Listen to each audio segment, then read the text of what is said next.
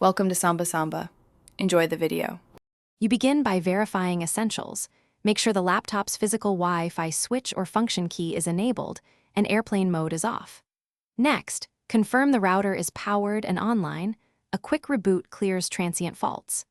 Then open Device Manager and locate the wireless adapter to note the model and driver date, because you'll need that for targeted updates. Once done, you're ready to move from basic checks to targeted software and settings fixes.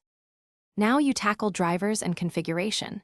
Update the wireless driver via Device Manager or download the exact driver from Asus support using the model you noted.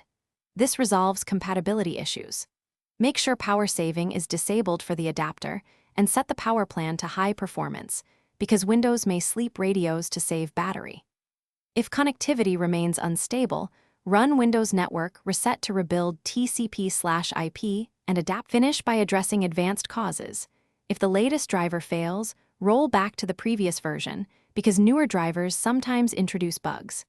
Check BIOS or UEFI settings for wireless toggles and only update BIOS if you suspect firmware-level problems. Updates carry risk. If issues persist, test with a USB Wi-Fi dongle to isolate hardware faults and collect system logs or error messages before contacting Asus support. One key tip: try another network to determine whether the laptop or router is at fault.